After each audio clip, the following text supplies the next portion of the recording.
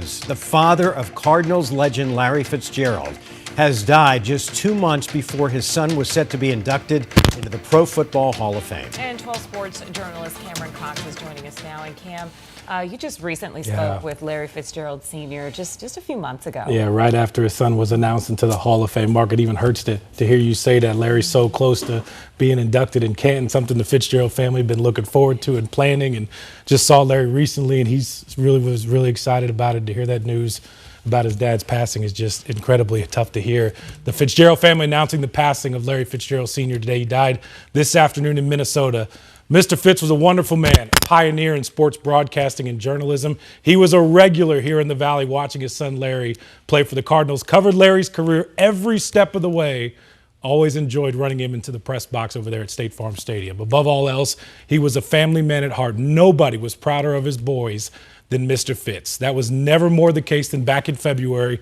Mr. Fitz was there to see his son get announced to the Pro Football Hall of Fame. I talked to him moments after the announcement. Mr. Fitz, your son is a Hall of Famer. What runs through your mind when you hear that? It's incredible. The dreams do come true. And I remember when he was just a small kid, dreaming, sleeping with a football, and telling me what he wanted to do.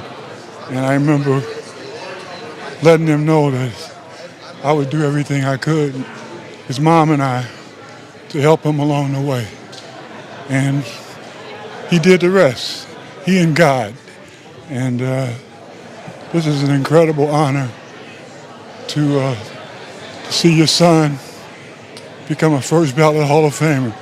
There's almost 300 Hall of Famers, but there's only a handful of first ballot ones. And so you know how special that is, and it means so much to me, I can't tell you. Guys, when I heard Larry's name get announced, we all expected it, right? Mr. Fitz was one of the first people I thought of, like, where is his dad in this crowd? And I just wondered what his smile was, and it was such a privilege and honor to get to speak to him right after.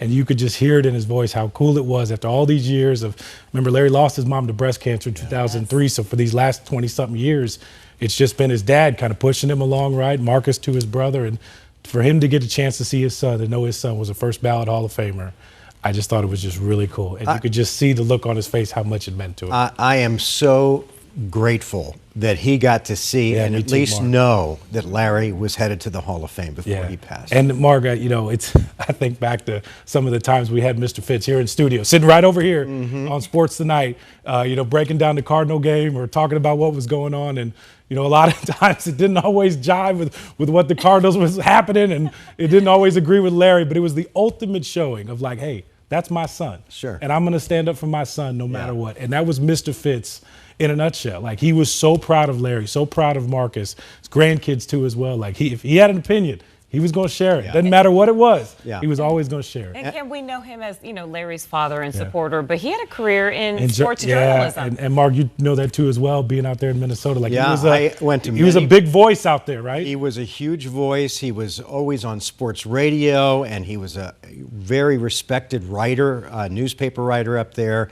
I can't tell you how many press conferences I went to where I was sitting in the same room with him. And just, you know, there are certain reporters and writers that people look up to. And Larry Fitzgerald Sr. was one of those. Yeah, it was always cool to run into him.